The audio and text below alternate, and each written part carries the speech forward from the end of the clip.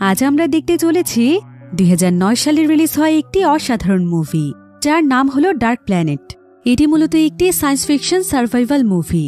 আচ্ছা, একবার ভাবুন তো, আমাদের পৃথিবী থেকে কোটি কোটি কিলোমিটার দূরে অবস্থিত আরও একটি পৃথিবী, যেখানে হাজার বছর ধরে বসবাস করছে আমাদের মতোই মানুষেরা। তবে সেই পৃথিবী কিন্তু আমাদের মতো সাধারণ কোনো পৃথিবী নয়, বরং এই পৃথিবীর মাটি, পানি, বাতাস সবকিছুই ছিল পৃথিবীর চাইতে একদম আলাদা। কিন্তু কি হবে যদি এই অদ্ভুত পৃথিবীতে সাধারণ একজন মানুষ আটকা পড়ে যায়, আর সেই পৃথিবী থেকে বেঁচে ফেরার আর কোনো রাস্তাই থাকে না? এমনই এক ভয়ানক পরিস্থিতি মোকাবেলা করে মানুষকে সেই অদ্ভুত পৃথিবীতে সার্ভাইভ করতে পারবে, সেটাই আমরা দেখব এই মুভিটিতে। তাহলে চলুন ঘুরে আসা যাক পৃথিবীর বাহিরে থাকা অদ্ভুত এক পৃথিবীর গল্প থেকে। তো গল্পটি শুরু হয় ভবিষ্যৎ পৃথিবীতে, যখন পৃথিবী অনেক বেশি আধুনিক হয়ে গিয়েছিল। সময়টা ছিল 2157 সাল। এ সময় পৃথিবীর আরও একটি নাম ছিল, সেটা হলো পারফেক্ট ল্যান্ড। কারণ পৃথিবীতে এখন কোনো ধরনের সমস্যাই ছিল না। বিজ্ঞান এখন এতটাই উন্নত ছিল যে মানুষ এখন বিভিন্ন নতুন নতুন থিওরি আবিষ্কার করে মৃত্যু ছাড়া প্রায় প্রত্যেকটি রোগীরই ট্রিটমেন্ট তৈরি করে ফেলেছে। তাই এখন পৃথিবীতে কোনো মানুষেরই কোনো রোগ ব্যাধিই ছিল না। এমনকি এখন পৃথিবীর রাজনীতি, অর্থনীতি, এই সমস্ত বিষয়গুলো একদম স্বাভাবিক হয়ে গিয়েছে। কোনো কিছু নিয়ে পৃথিবীতে এখন কোনো ভেদাভেদ নেই। পৃথিবীর প্রত্যেকটি মানুষই এখন সমানভাবে নিজেদের অধিকার পায়। এমনকি পৃথিবীতে এখন ধনী গরিবের মধ্যেও কোনো পার্থক্য ছিল না। পৃথিবীর শিক্ষা ব্যবস্থাও ছিল অনেক বেশি উন্নত। আর এই আধুনিক পৃথিবীতে স্পেসশিপে ট্রাভেল করাও খুবই নর্মাল একটি বিষয়, কারণ এখন যে কোনো মানুষই যে কোনো সময় চাইলে স্পেসশিপে ট্রাভেল করতে পারে। এবার আমরা ইয়ান নামক বিশেষ ধরনের একটি স্পেসশিপ দেখতে পাই, যেখানে ম্যাক্স নামক একটি ছেলে রয়েছে। ম্যাক্স এখানে কিছু জিনিসপত্র নিয়ে রিসার্চ করছিল। তবে সে আসলে তার পরিবারের কাছ থেকে পালিয়ে স্পেসশিপে ট্রাভেল করছে, কারণ ম্যাক্স কোনোভাবেই কলেজে যেতে চাইত না। তার আসলে বিভিন্ন রিসার্চের প্রতি আগ্রহ অনেক বেশি ছিল, তাই সে বিভিন্ন জিনিস নিয়ে এক্সপেরিমেন্ট করতে পছন্দ করত। এ কারণেই সে সকলের সঙ্গে যোগাযোগ বিচ্ছিন্ন করে তার বিশেষ একটি স্পেসশিপে করে ট্রাভেল করছে। তবে ম্যাক্সের স্পেসশিপটিতে করে অনেক দূরে চলে আসার পর হঠাৎ করেই তার স্পেসশিপটি অচেনা একটি গ্রহের মধ্যে এসে ক্র্যাশ করে, যার ফলে স্পেসশিপটি ভেঙেই যাচ্ছিল। তাই ম্যাক্স এখানে বাঁচার জন্য কোনোমতে সেই স্পেসশিপটিকে তার গ্রহের মধ্যে ল্যান্ড করিয়ে ফেলে। আর স্পেসশিপটি সেই গ্রহতে ল্যান্ড করতেই সঙ্গে সঙ্গে এটা টুকরো টুকরো হয়ে যায়। কিন্তু তার আগের ম্যাক্স স্পেসশিপ থেকে লাফ দিয়ে ল্যান্ড করতে সক্ষম হয়েছিল, তাই সে এবারের মতো বেঁচে যায়। এবার ম্যাক্স যখন গ্রহটির আশেপাশে তাকায়, তখন সে একদম অবাক হয়ে যায়, কারণ এই গ্রহটি অনেকটাই পৃথিবীর মতোই দেখতে ছিল। তবে আশেপাশের দূর দূরান্ত পর্যন্ত কোনো মানুষ দেখা যাচ্ছিল না। তাই ম্যাক্স ভাবছিল যে এই গ্রহটি হয়তো একদম প্রাণহীন, যার ফলে সে অনেক দুশ্চিন্তায় পড়ে যায়, কারণ তার স্পেসশিপটি তো ভেঙে একদম টুকরো টুকরো হয়ে গিয়েছে। তাই সে চাইলেও এখন কোনোভাবে পৃথিবীতে ফিরতে পারবে না। ম্যাক্স বুঝতে পারে যে সে অনেক বাজেভাবে এখানে ফেঁসে গিয়েছে। তাই যতদিন পর্যন্ত সে পৃথিবীতে সিগন্যাল না পাঠাতে পারছে, ততদিন পর্যন্ত তাকে এখানে আটকা পড়ে থাকতে হবে। তো ম্যাক্স দেখতে পায় যে এখানে প্রায় রাত ঘনিয়ে আসছে, তাই সে আগুন জ্বালানোর জন্য শুকনো কাঠ সংগ্রহ করতে যায়।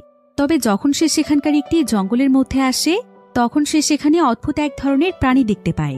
ম্যাক্স তখন সেই প্রাণীটির পিছু করতে থাকে। সে বোঝার চেষ্টা করে যে এই প্রাণীটি আসলে কোন ধরনের প্রাণী, আর এই প্রাণীটির বৈশিষ্ট্য কি কি, যাতে করে পরবর্তীতে সে পৃথিবীতে গিয়ে এগুলো নিয়ে রিসার্চ করতে পারে। তবে ম্যাক্স যখন এমনটা করছিল, ঠিক তখনই সেখানে একজন সোলজার চলে আসে, যার নাম হচ্ছে জেস। ম্যাক্স তো তাকে দেখে একদম অবাক হয়ে যায়, আর সে বুঝতে পারে যে এই গ্রহতেও মানুষ রয়েছে। তো ম্যাক্স এখানে তাকে তার অস্ত্র নামাতে বলে, আর সে তাকে বলে যে সে তার কোনো শত্রু নয়, তাই সে যেন তাকে না মারে। তবে জেস আবার তাকে এখানে কিছু একটা বলছিল, কিন্তু জেস কথা বলছিল অন্য ভাষায়, তাই ম্যাক্স তার কোনো কথাই বুঝতে পারছিল না। এজন্য ম্যাক্স তার সাথে থাকা বেল্টের মধ্য থেকে একটি ডিভাইস বের করে, যেটা কিনা ছিল একটি ট্রান্সলেটর। এটার মাধ্যমে ম্যাক্স যে কোনো ভাষাই বুঝতে পারবে। তো ম্যাক্স এখানে এই ট্রান্সলেটরটিকে তার কানের মধ্যে ঢুকিয়ে দেয়, কারণ এই ট্রান্সলেটরটির মাধ্যমে সে এখন যে কোনো ভাষা বুঝতে পারবে। তবে জেস এখানে তার বেল্টের মধ্যে গুলি করে দেয়, কারণ জেসের কাছে মনে হচ্ছিল যে তার বেল্টের মধ্যে গোপন কোনো ডিভাইস থাকতে পারে। তো এবার জেস ম্যাক্সের দিকে বন্দুক তাক করে তাকে তার সঙ্গে করে একটি জায়গাতে নিয়ে যায়, যেটা কিনা ছিল বিশাল বড় একটি শহর। ম্যাক্স দেখতে পায় যে এই পুরো শহরটি সোলজারদের দখলে, এমনকি এখানকার সবকিছুই নিয়ন্ত্রণ করছে সোলজাররা। ম্যাক্স এখানকার চারিপাশটা খুব ভালোভাবে দেখতে থাকে, আর এখানকার মানুষের পরিস্থিতি দেখে সে বুঝতে পারে যে এখানকার মানুষেরা হয়তো দাসত্ব করে তাদের জীবন কাটাচ্ছে। এই ব্যাপারটি ম্যাক্সের কাছে খুবই খারাপ লাগে, কারণ এত আধুনিকতার যুগে এখনো মানুষ দাসত্ব করছে। তো এবার ম্যাক্সকে সেই শহরের একটি চেম্বারের মধ্যে নিয়ে আসা হয়, আর তাকে একটি চেয়ারের উপর বসিয়ে তার শরীর এবং মাথায় বিভিন্ন ধরনের ডিভাইস লাগিয়ে দেয়া হয়। তবে তার মাথায় যেই ডিভাইসটি লাগানো হয়েছে এটি মূলত ছিল মস্তিষ্ক নিয়ন্ত্রণের একটি ডিভাইস, যেটার মাধ্যমে তারা ম্যাক্সের মস্তিষ্কে সমস্ত কিছুই জানতে পারবে।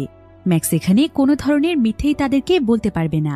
তারা আসলে ম্যাক্সের ব্যাপারে সঠিক তথ্য জানতে চাইছিল, যে ম্যাক্স আসলে কোথা থেকে এসেছে, সে আবার তাদের কোনো শত্রু নয় তো। তাই তারা এখানে ম্যাক্সের শুরু থেকে শেষ পর্যন্ত সমস্ত মেমোরিগুলো দেখছিল। তবে তারা ম্যাক্সের উপর সন্দেহ করার মতো তেমন উল্লেখযোগ্য কোনো কিছু পায় না। তাই তারা সবাই মিলে এখানে সিদ্ধান্ত নেয় যে তারা ম্যাক্সকে অন্য আরেকটি শহরে পাঠিয়ে দেবে, আর তাকে সেখানে নিয়ে যাবে গাই নামক একজন সোলজার। যদিও এই কাজটি জেসের করার কথা ছিল, কিন্তু জেস কোনো এক কারণে অজ্ঞান হয়ে যায়, যার ফলে তাকে এখন নিয়ে যাবে গাই। এবার ম্যাক্স বাহির থেকে কিছু আওয়াজ শুনতে পায়, কারণ বাহিরে এখানকার সোলজাররা তাদের জাতীয় সঙ্গীত গাইছিল। আসলে এখানকার প্রত্যেকটি মানুষের মধ্যে খুবই দেশভক্তি ছিল। এখানকার লিডার তাদেরকে যা কিছু করতে বলে তারা সেই সব কিছু করতেই প্রস্তুত। এবার গাই ম্যাক্সকে তাদের একটি গাড়িতে করে নির্দিষ্ট সেই শহরটির দিকে নিয়ে যাচ্ছিল। তবে যাওয়ার পথে ম্যাক্স এখানকার বিভিন্ন পরিস্থিতি দেখতে পায়, যেখানে শহরের প্রায় বিভিন্ন জায়গা ধ্বংস হয়ে গিয়েছে। তো এবার তারা বিশাল বড় একটি টাওয়ারের কাছ দিয়ে যাচ্ছিল। ম্যাক্স তখন গায়ের কাছে এই টাওয়ারটি সম্পর্কে জানতে চায়। গায় তখন তাকে বলে যে এটা আসলে শহরের একটি প্রোটেকশন টাওয়ার। এই টাওয়ারটির মাধ্যমেই মূলত সোলজাররা শত্রুপক্ষকে দমন করে থাকে এবং নিজেদের শহরকে তারা রক্ষা করে। তো গায় যখন ম্যাক্সকে এই সমস্ত কথা বলছিল, ঠিক তখনই সেই টাওয়ারের মধ্যে একটি বিশাল বড় বিস্ফোরণ ঘটে। ফলে সঙ্গে সঙ্গে এই টাওয়ারটি ভেঙে পড়তে শুরু করে, আর কিছুক্ষণের মধ্যে এই বিশাল টাওয়ারটি ম্যাক্সদের গাড়ির উপর এসে পড়ে। ফলে গাড়িটি ভেঙে একদম তছনছ হয়ে যায়, এমনকি সেখানে থাকা অনেক সোলজারেরই মৃত্যু হয়ে যায়। আর টাওয়ারের ভেতর থাকা একটি লোহা যখন ম্যাক্সদের গাড়ির ভেতর ঢুকে যায়, তখন গাড়িটি ভেঙে টুকরো টুকরো হয়ে যায়, সেটার নিচে গায়ে চাপা পড়ে যায়। গায়ে এখানে বাঁচার জন্য চিৎকার করতে থাকে। তাই ম্যাক্স নিজের জীবনের পরোয়া না করে সে গাইকে বাঁচাতে যায়। যদিও আগুন লেগে যাওয়ায় সেখানকার লোহাগুলো অনেক গরম ছিল, কিন্তু তারপরও ম্যাক্স বেশ কয়েকজন সোলজারকে সেখানে বাঁচিয়ে নেয়। আর ম্যাক্স এখানে দেখতে পায় যে শত্রুপক্ষ আসলে এই পুরো শহরটিকেই ধ্বংস করতে চাইছে। তাদের লক্ষ্য হচ্ছে এখানকার লিডারকে হারানো, আর এই কারণে শহরটির বিভিন্ন জায়গাতে উঁচু উঁচু টাওয়ার রয়েছে। এখন সোলজারদের কথা মতো গায়ের ম্যাক্সকে সেই জায়গাতে নিয়ে যাওয়ার জন্য তাদেরকে এখন পায়ে হেঁটেই পুরোটা পথ পাড়ি দিতে হবে। তো গায়ে সম্পূর্ণ রাস্তাতে মাইকের সঙ্গে গল্প করতে করতে একটানা প্রায় বেশ কয়েক ঘন্টা হাঁটার পর তারা সেই শহরটিতে এসে পৌঁছয়। এই শহরটির নাম ছিল ড্রিমিল্যান্ড। ম্যাক্স দেখতে পায় যে এটা অনেক অত্যাধুনিক একটি শহর। এবার ম্যাক্স যখন এই শহরটিতে এসে পৌঁছয়, ঠিক তখনই এখানকার বিশেষ অনুসন্ধানকারী লিডার এটা জানতে পারে, যার নাম হচ্ছে স্ট্রাইডার। তো স্ট্রাইডার এখানে ফাঙ্ক নামক একজন সোলজারকে বলে যে যত তাড়াতাড়ি সম্ভব সে যেন ম্যাক্সকে তাদের ল্যাবে নিয়ে আসে, কারণ তার কাছে মনে হচ্ছিল যে ম্যাক্স হয়তো কোনো স্পাই, যে কিনা তাদের দেশের ইনফরমেশন চুরি করার জন্য এসেছে। ফাঙ্ক তখন স্ট্রাইডারের কথা মতো সেটাই করে।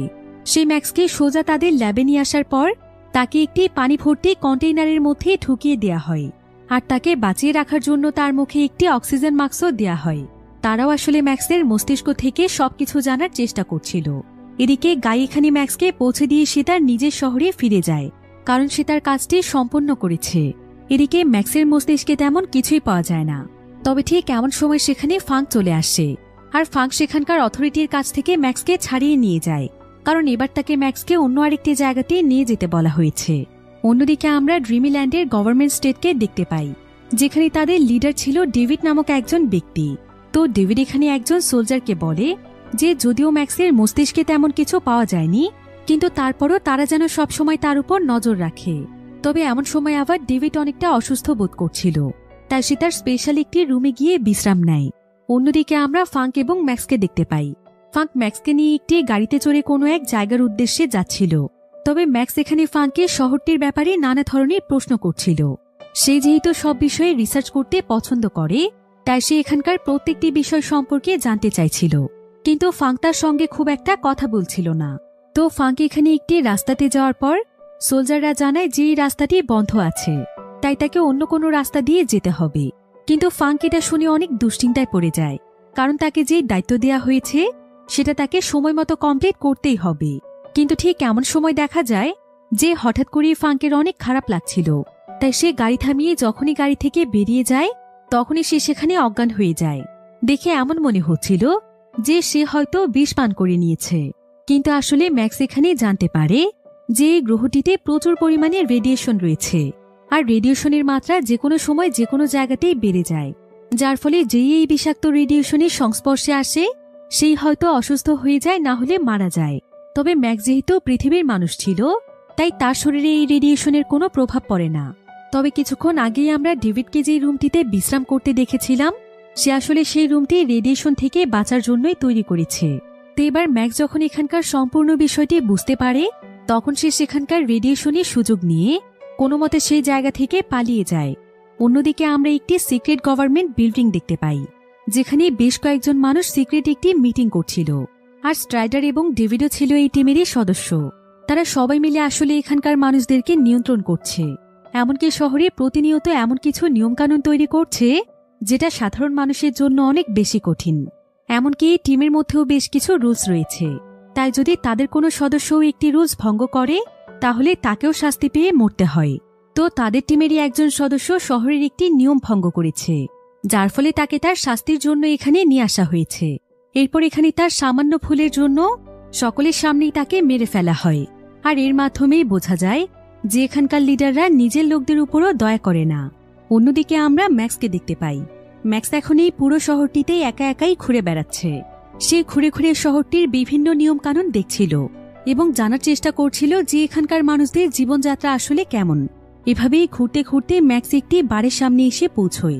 আর এই বারটি হুবহু একদম পৃথিবীর মতোই ছিল, যেখানে মূলত পৃথিবীর মতোই গান বাজনা এবং পার্টি হয়ে থাকে। তবে এই বিষয়টি ম্যাক্সের কাছে খুবই অদ্ভুত মনে হয়, কারণ পৃথিবীর বাহিরে যে পৃথিবীর মতোই কোনো গ্রহ থাকতে পারে, এই বিষয়টি ম্যাক্সকে সবচাইতে বেশি অবাক করছিল। এবার ম্যাক্স সেই বাড়ির মধ্যে বসে আশেপাশের পরিস্থিতি দেখছিল। তবে ঠিক এমন সময় তার চোখ পড়ে একটি মেয়ের দিকে। এই মেয়েটির নাম ছিল রাডা। সে আসলে এই বারটির ওয়েটার ছিল। তবে রাডা এতটাই ভদ্র এবং সহজ সরল প্রকৃতির মেয়ে ছিল যে প্রথম দেখাতেই ম্যাক্সের রাডাকে অনেক ভালো লেগে যায়। ম্যাক্স তখন বিভিন্ন জিনিস অর্ডার করার বাহানায় রাডার সঙ্গে বিভিন্নভাবে কথা বলার চেষ্টা করছিল। তবে এমন সময় দেখা যায় যে সেখানে অদ্ভুত দেখতে একজন ব্যক্তি রাডাকে বিরক্ত করছিল। তবে এই বিষয়টি ম্যাক্সের কাছে মোটেও ভালো লাগে না, তাই সে অর্ডার দেওয়ার বাহানায় রাডাকে তার কাছেই রাখছিল, যার ফলে সেই লোকটি এসে তখন ম্যাক্সকে আঘাত করে। যদিও ম্যাক্স তাকে প্রথমে ভালোভাবে সরে যেতে বলে, কিন্তু লোকটি এখানে তার সঙ্গে লড়াই শুরু করে দেয়। ম্যাক্স তখন তাকে এমনভাবে মারধর করে যে কিছুক্ষণের মধ্যে সে হার মেনে সেখান থেকে চলে যায়। রাডা তখন ম্যাক্সকে ধন্যবাদ জানায়। ভিডিওর এই পর্যায়ে আপনাদেরকে এমন একটি অ্যাপের সঙ্গে পরিচয় করিয়ে দিতে চাই, যার নাম হচ্ছে 1xBet। এর অফিসিয়াল পার্টনার হচ্ছে সিরিয়া এবং পিএসজি। 17 নভেম্বর থেকে শুরু হচ্ছে আন্তর্জাতিক মাস্টার লিগ। সমস্ত ক্রিকেট প্রেমীদের কাছে আপনার প্রিয় দলকে সমর্থন করার এটি একটি দুর্দান্ত সুযোগ। এই অ্যাপটির মাধ্যমে আপনি সমস্ত লাইভ ম্যাচ এবং এর ফলাফলও দেখতে পারবেন। সেই সাথে স্কোর অনুমান করে গেমও খেলতে পারবেন, যেমন কোন টিম জিতবে, কোন টিম কত রান করবে এবং কে সর্বোচ্চ স্কোর করবে। সেই সাথে এখানে BMW গাড়ি, আইফোন, ল্যাপটপ এবং আরও অনেক নগদ পুরস্কার জেতার সুযোগ রয়েছে। এছাড়াও রয়েছে বিভিন্ন ধরনের গেম, আপনি যা খুশি তা বেছে নিতে পারেন। আর রেজিস্ট্রেশনের সময় আমার প্রোমো কোড ব্যবহার করে আপনার প্রথম ডিপোজিটের উপর 30,000 টাকা পর্যন্ত পেতে পারেন। আর জেতা টাকা আপনি সহজেই উপায়, নগদ, বিকাশ, রকেট, আইপে, ব্যাংক এবং অন্যান্য সহজ পদ্ধতির মাধ্যমে তুলে নিতে পারেন। পিন কমেন্টে দেওয়া লিঙ্কের মাধ্যমে রেজিস্ট্রেশন করুন এবং বোনাস পান। এটা শুধুমাত্র একটি অ্যাড ছিল।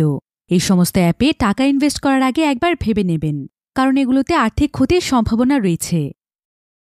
তো এখানে রাডা সহজ সরল কথাবার্তা শুনে ম্যাক্স তার প্রতি আরও বেশি ইমপ্রেস হয়ে যায়। তো এবার ম্যাক্স রাডার সঙ্গে নানা বিষয়ে গল্প করে। ম্যাক্সের কথা বলার দক্ষতা ছিল খুবই ভালো, তাই কিছুক্ষণের মধ্যেই তার রাডার সঙ্গে খুবই ভালো বন্ডিং হয়ে যায়। ম্যাক্স তখন রাডার কাছে জানতে চায়, তুমি কি পৃথিবীর সম্পর্কে জানো? রাডা তখন বলে, পৃথিবী? পৃথিবী আবার কি? এমন কোনো জিনিসের নাম তো আমি কোনোদিনও শুনিনি। ম্যাক্স তখন তাকে বলে, তুমি জানো তোমাদের এই গ্রহের মতো পৃথিবী নামক একটি গ্রহ আছে, আর আমি সেই পৃথিবী নামক গ্রহটি থেকেই এসেছি। তাই কোনোভাবেই এখন আমি পৃথিবীতে ফিরতে পারছি না। আর আমি যেহেতু তোমাদের গ্রহের মানুষ নই, তাই এখানকার মানুষ এখন আমাকে ধরার জন্য উঠে পড়ে লেগেছে।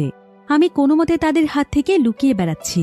ম্যাক্স এখানে খুব সুন্দরভাবে খাতার উপর আর্ট করে পৃথিবীর ব্যাপারে সমস্ত বিষয়গুলো রাডাকে বোঝানোর চেষ্টা করে। তো এই পুরো বিষয়টি রাডার কাছে অনেক ইন্টারেস্টিং মনে হয়। আর এভাবেই তারা দুজন গল্প করতে করতে ম্যাক্স এক সময় জানতে পারে যে রাডার ভাইয়ের নাম হচ্ছে গায়। ম্যাক্স তখন তাকে বলে, তোমার ভাই কি সেই গায় যে কিনা শহরের লিডারের দলের হয়ে কাজ করে? রাডা বলে, হ্যাঁ। কিন্তু তুমি এটা কিভাবে জানলে? ম্যাক্স তখন তাকে বলে যে তোমার ভাই আমার অনেক ভালো বন্ধু। এখানে আসার পরপরই প্রথম তার সঙ্গে আমার বন্ধুত্ব হয়েছে। সবাই আমার সঙ্গে খারাপ আচরণ করলেও সে অনেক ভালো আচরণ করেছে, আর সেই তো আমাকে এই শহরে নিয়ে এসেছে। রাডা তখন তাকে বলে, আচ্ছা, তুমি যেহেতু আমার ভাইয়ের ভালো বন্ধু, তাই তুমি চাইলে আমার সঙ্গে আমাদের বাড়িতে যেতে পারো, কারণ এখন তো তোমার কাছে আশ্রয় নেওয়ার মতো তেমন কোনো জায়গা নেই। তাই তুমি কিছুদিন আমাদের বাড়িতে আশ্রয় নিয়ে তোমার স্পেসশিপটিকে ঠিক করার চেষ্টা করো। আশা করছি খুব শীঘ্রই তুমি তোমার গ্রহে পৌঁছতে পারবে। একথা শুনে তো ম্যাক্স অনেক খুশি হয়ে যায়।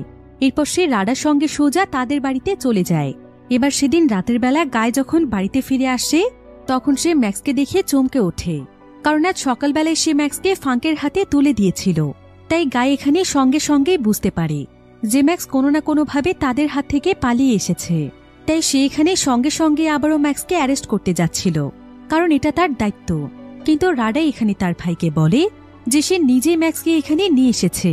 ম্যাক্স তখন গায়কে বলে, আরে বন্ধু, তুমি তো দেখছি আমাকে চিনছই না। আমি তোমাকে নিজের জীবন বাজি রেখে বাঁচিয়েছি, আর তুমি কিনা এখন এই প্রতিদান দিচ্ছ? আমি যেহেতু তোমার জীবন বাঁচিয়ে তোমাকে সাহায্য করেছি, তাই তোমাকেও এখন আমাকে সাহায্য করতে হবে। আমি শুধুমাত্র কিছুদিনের জন্য তোমার সঙ্গে থাকতে চাই। এখন গায়ের কাছে এছাড়া আর কোনো উপায় ছিল না, তাই সেও এখানে ম্যাক্সের কথায় রাজি হয়ে যায়। তবে সে ম্যাক্সকে বলে, তুমি আবার আমার বোনকে ডেট করার চেষ্টা করছো না তো? তোমাকে আমি থাকতে দিচ্ছি, কিন্তু আমার বোনের কাছ থেকে দূরে থাকবে, ঠিক আছে? ম্যাক্স তখন হাসতে হাসতে তাকে বলে, এই ব্যাপারে আমি কোনো গ্যারান্টি দিতে পারছি না।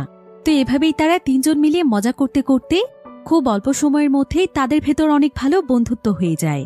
আর কিছুদিনের মধ্যেই ম্যাক্স এই শহরের নানা বিষয় সম্পর্কে জানতে পারে। সে জানতে পারে যে এই পুরো প্ল্যানেটটিকে বলা হয় ফাদারল্যান্ড, আর যারা যারা এই শহরটিকে পরিচালনা করে তাদের প্রত্যেকেই বলা হয় ফাদার। ম্যাক্স এই পৃথিবীর বিভিন্ন নিয়মকানুন সম্পর্কেও জানতে পারে এবং এখানকার বেশ কিছু জিনিস সে শিখেও যায়। তবে সবচাইতে ইন্টারেস্টিং ব্যাপার হচ্ছে, ম্যাক্স জানতে পারে যে এখানকার মানুষ পৃথিবীর সম্পর্কে কিছুই জানে না, এমনকি মহাকাশ এবং স্পেসশিপ সম্পর্কেও তাদের কোনো ধারণা নেই। তাই ম্যাক্স প্রতিদিন রাডাকে পৃথিবীর সম্পর্কে বলতো, যে পৃথিবী আসলে এখন কতটা আধুনিক, আর পৃথিবীর মানুষ কতটা স্বাধীনভাবে তাদের জীবনযাপন করে, আর পৃথিবীতে কোন ধরনের নিয়মকানুন রয়েছে। সে রাডাকে মহাকাশের বিষয়ে অনেক কিছু শেখাতো, যেটা ভবিষ্যতে রাডার কাজে আসতে পারে। এভাবে আস্তে আস্তে রাডারও ম্যাক্সকে ভালো লাগতে শুরু করে।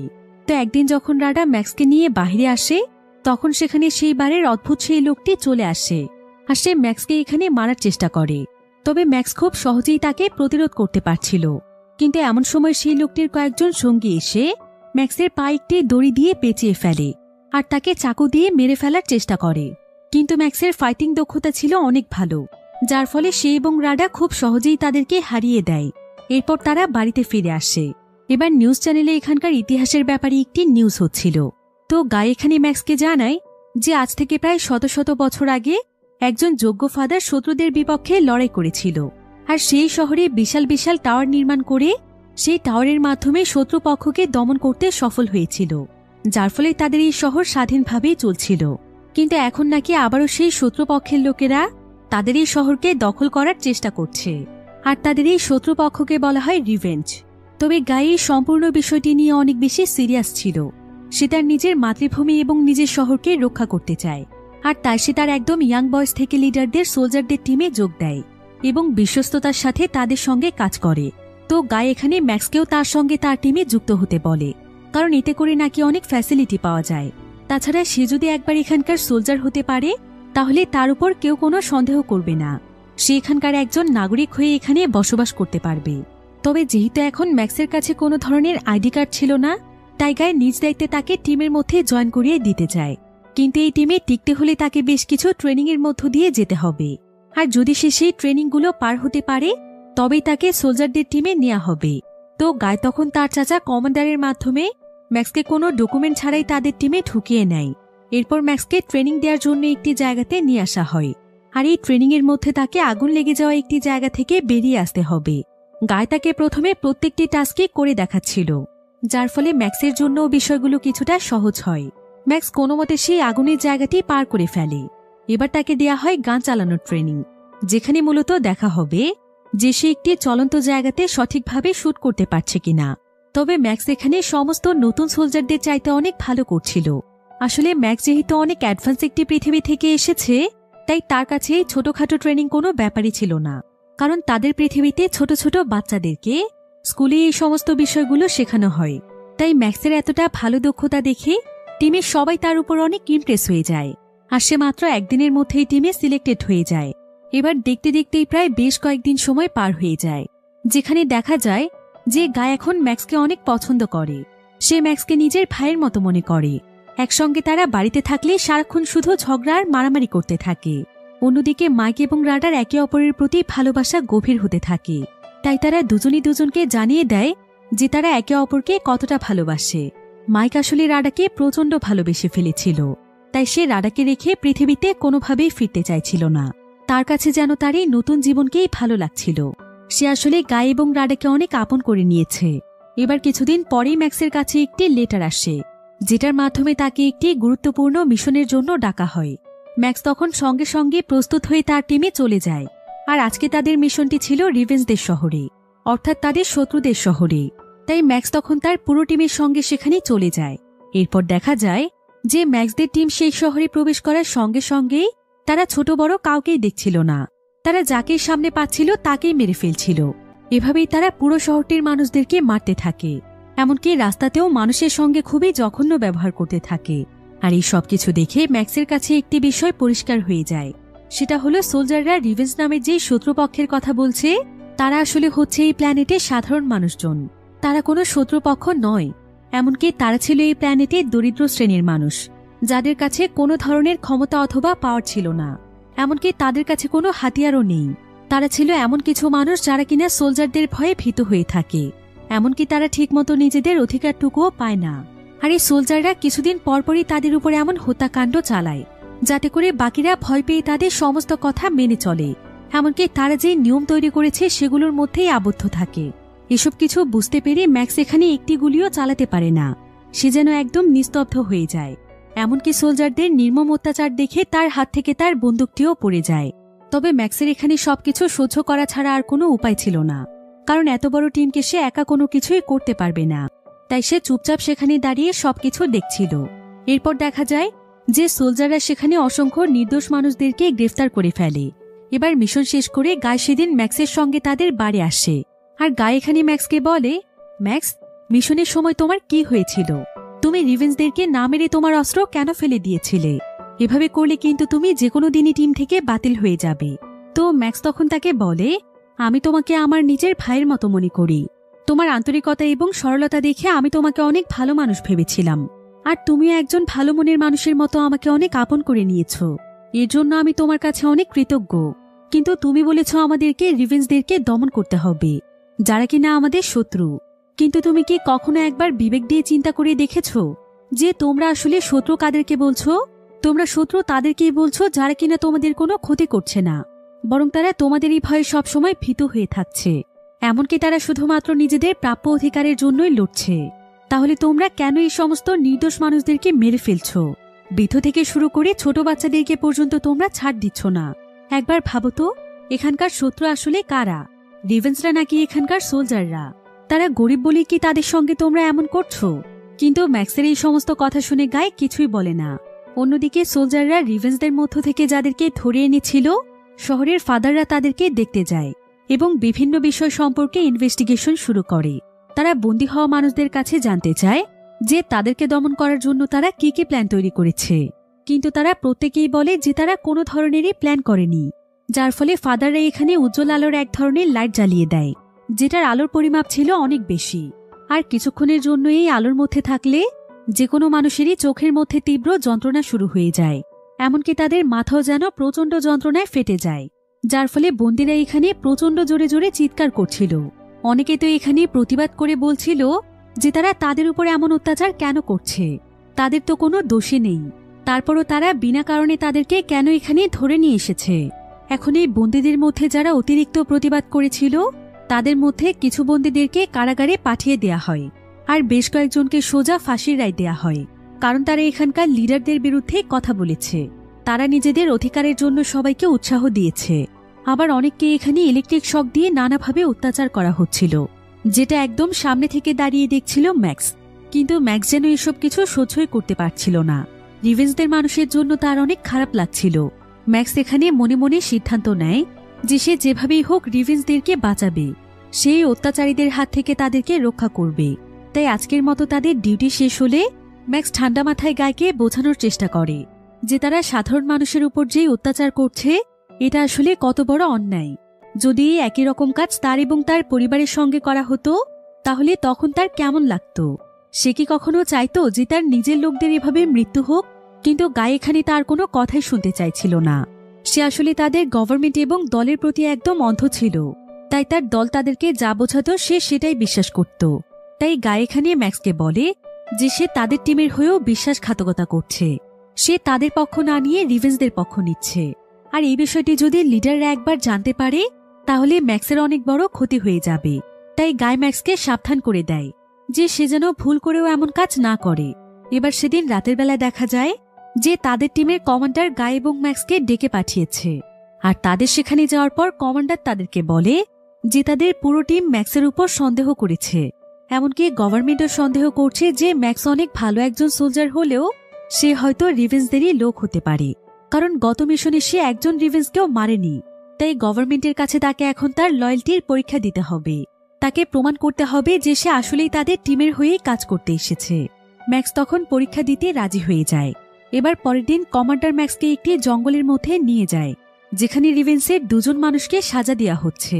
এখন ম্যাক্স যখন সেই জায়গাতে পৌঁছয় তখন কমান্ডার ম্যাক্সকে বলে যে তাকে এখন তার নিজের হাতে তাদের দুজনকে হত্যা করতে হবে। আর যদি সে এমনটা করতে পারে তবে প্রমাণ হবে ম্যাক্স রিভেঞ্জদের দলে নয়।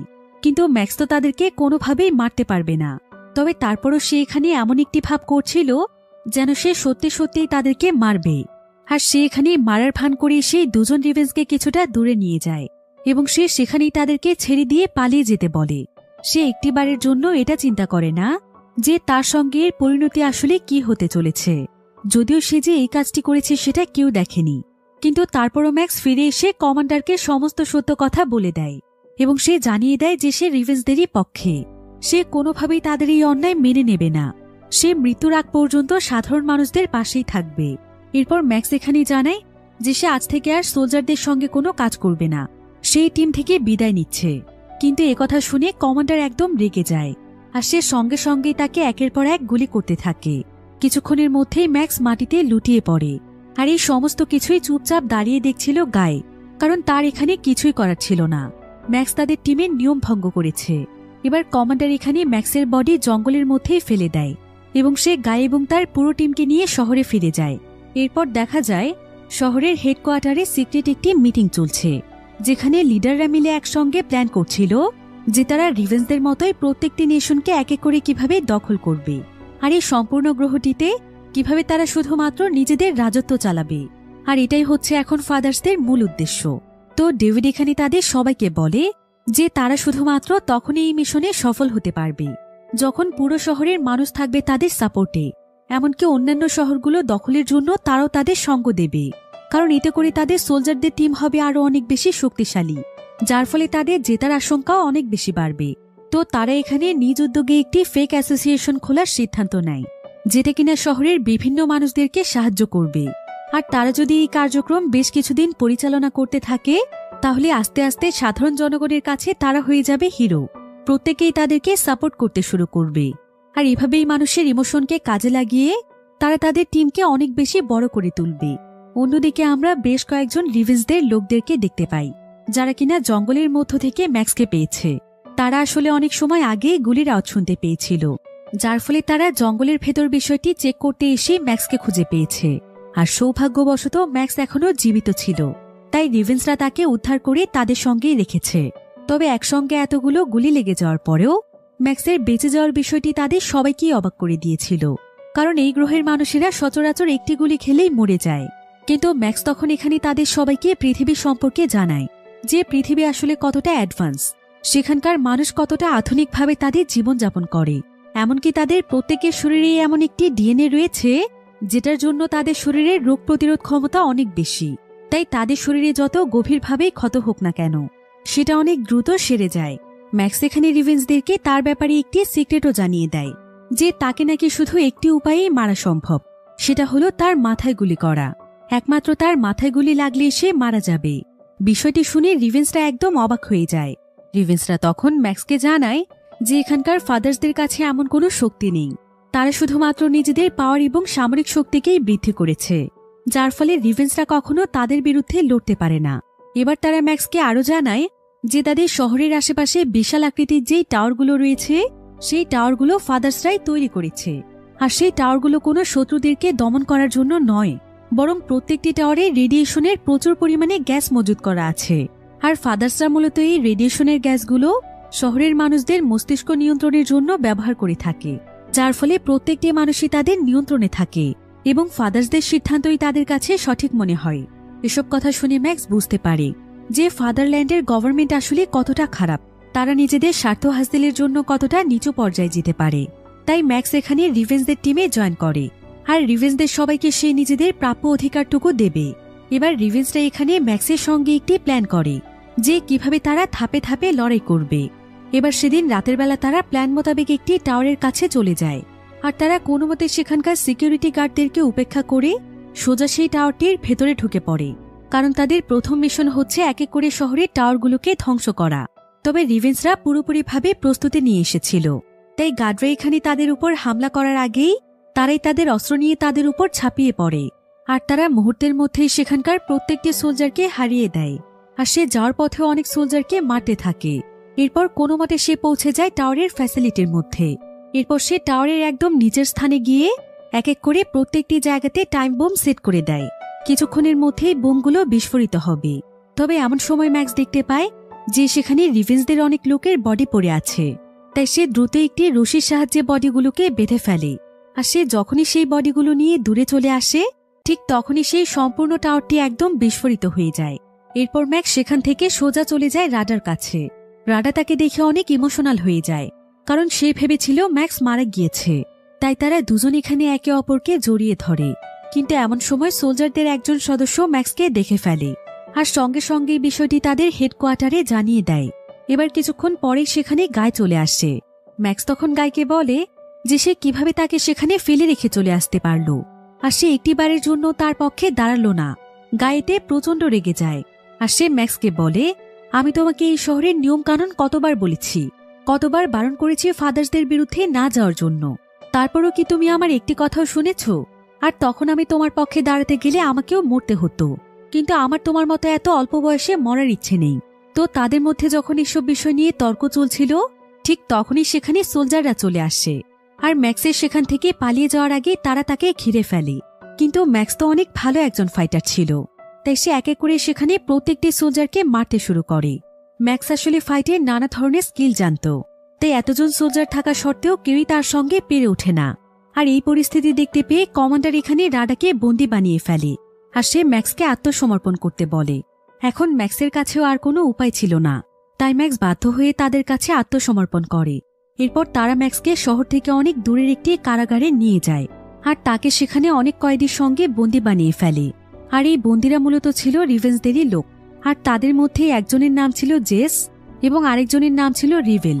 এখানে রিভেলের একটি হাত ছিল রোবোটিক হাত। অন্যদিকে আমরা সে স্ট্রাইডার নামক লিডারকে দেখতে পাই। স্ট্রাইডার আসলে শহরের এডুকেশন সেক্টরের ইনচার্জ, যে কিনা ডেভিডের সঙ্গে কথা বলছিল। সে এখানে ডেভিডকে বলে যে ডেভিড যেন ম্যাক্সকে ছেড়ে দেয়, কারণ সে নিজে ম্যাক্সকে নিয়ে রিসার্চ করতে চায়। আসলে সে কিছুটা হলেও বুঝতে পেরেছিল যে ম্যাক্সের ভেতর বিশেষ কোনো পাওয়ার রয়েছে, যেটা আসলে এখানকার কোনো মানুষদের মধ্যেই নেই। তাই স্ট্রাইডার তাকে নিয়ে রিসার্চ করে দেখতে চায় যে তার ভেতরে আসলে এমন কি রয়েছে। এ কারণে স্ট্রাইডার এখানে ডেভিডের সঙ্গে একটি ডিল করে, যেটার মাধ্যমে ডেভিড ম্যাক্সকে তার হাতে তুলে দেবে। তবে সেদিন রাতের বেলা ডেভিড যখন ম্যাক্সের প্রোফাইল চেক করে, তখন সে ম্যাক্সের ব্যাপারে অদ্ভুত কিছু তথ্য জানতে পারে, যে ম্যাক্সের শরীরের মধ্যে এমন একটি শক্তি রয়েছে যেটার মাধ্যমে তাকে সহজে মারা সম্ভব নয়। এমনকি তার শরীরে যে কোনো ক্ষতই অনেক দ্রুত সেরে যায়, সেই সাথে রেডিয়েশনের কোনো প্রভাব তার উপর পড়ে না। বিষয়টি জানতে পেরে ডেভিডের মনে লোভ তৈরি হয়ে যায়, তাই সে ডিসাইড করে যে যেভাবেই হোক ম্যাক্সের শরীরে সমস্ত পাওয়ার সে নিজের ভেতর নিয়ে নেবে। তাই ডেভিড তার লোকদেরকে ম্যাক্সকে কারাগার থেকে তার কাছে নিয়ে আসতে বলে। এমনকি সে তাদেরকে এটাও জানিয়ে দেয় যে এই বিষয়টি তারা ছাড়া যেন শহরের কেউ না জানতে পারে। সবার কাছে যেন এটাই মনে হয় যে ম্যাক্স নিজেই পালিয়ে গিয়েছে। তো এবার কারাগারে ম্যাক্স সহ যেই দুজন কয়েদি রয়েছে, ডেভিড তাদেরকে প্ল্যান করে একটি জঙ্গলের মধ্যে পাঠিয়ে দেয়। সে তাদেরকে জানায় যে সেই জঙ্গলে নাকি তাদের একটি মিশন হয়েছিল, যার ফলে সেখানে তাদের অনেক অস্ত্র পড়ে আছে। তাই তারা তিনজন মিলে যেন সেই অস্ত্রগুলোকে উদ্ধার করে। তো এবার তারা তিনজন যখন সেই জঙ্গলের মধ্যে যায়, ঠিক তখনই সেখানে দেখা যায় যে শত শত রোবট তাদের দিকে ধেয়ে আসছে। তাই ম্যাক্স এখানে তার সঙ্গীদেরকে মাটিতে লুটিয়ে পড়তে বলে। আর সঙ্গে সঙ্গেই দেখা যায় যে সেই রোবটগুলো উপরের দিকে ফায়ার করতে শুরু করেছে, কিন্তু তারা মাটিতে থাকার কারণে তাদের কিছুই হয় না। তবে রোবটগুলো অনায়াসে এখানে ফায়ার করেই যাচ্ছিল, কিন্তু ম্যাক্স এতে মোটেও ভয় পায় না, বরং সে তার দক্ষতা অনুযায়ী সে তার সঙ্গীদেরকে লিড করতে থাকে। ম্যাক্স তার সঙ্গীদেরকে ততক্ষণ পর্যন্ত অপেক্ষা করতে বলে যতক্ষণ না পর্যন্ত সে তাদেরকে সিগন্যাল দিচ্ছে, আর বলে যে সে তাদেরকে সিগন্যাল দেওয়ার সঙ্গে সঙ্গেই তারা যেন রোবটগুলোর দিকে ফায়ার করতে শুরু করে। এবার পরিস্থিতি বুঝে কিছুক্ষণ পরেই ম্যাক্স সিগন্যাল দেয়। এবার ম্যাক্স রোবটগুলোর মুভমেন্ট বুঝে কিছুক্ষণ পরেই তাদেরকে সিগন্যাল দিলে তারা রোবটগুলোকে ফায়ার করতে শুরু করে, যার ফলে কিছুক্ষণের মধ্যেই প্রত্যেকটি রোবট ডিস্ট্রয় হয়ে যায়। তো এবার তারা তিনজন যখন একটি জায়গা দিয়ে হাঁটছিল, তখন তাদের মধ্যে জেফ নামক ব্যক্তিটি একটি গর্তের মধ্যে পড়ে যায়। আর এই গর্তটি সেখানকার গোপন একটি গর্ত ছিল। তো ম্যাক্স তখন জেফকে সাহায্য করার জন্য সেই গর্তের মধ্যে লাফ দেয়। আর এই গর্তের মধ্যে এসে তারা দুজনই একদম অবাক হয়ে যায়, কারণ এই গর্তটির মধ্যে আসলে অনেক পুরনো গোপন একটি ফ্যাসিলিটি রয়েছে। সেই সাথে এখানে বিভিন্ন ধরনের ডিভাইসও রয়েছে, এমনকি আশেপাশে মৃত মানুষের হাড় পড়ে আছে। তবে ঠিক এমন সময় তাদের উপর অদ্ভুত একটি প্রাণী হামলা করে, আর এই প্রাণীটি ছিল প্রচণ্ড শক্তিশালী। তাই সে এখানে জেফকে মেরেই ফেলছিল, কিন্তু এমন সময় ম্যাক্স সেই প্রাণীটিকে মুহূর্তের মধ্যেই হারিয়ে দেয়। এরপর ম্যাক্স দ্রুত জেফকে নিয়ে সেখান থেকে বেরিয়ে আসে। এরপর তারা তিনজন মিলে আবারও পথ চলতে শুরু করে। কিছু দূর যাওয়ার পর তারা সেখানে ছোট্ট একটি ট্যাঙ্ক রোবট দেখতে পায়, যেটা কিনে একটি ছোপের মধ্যে আটকা পড়েছিল।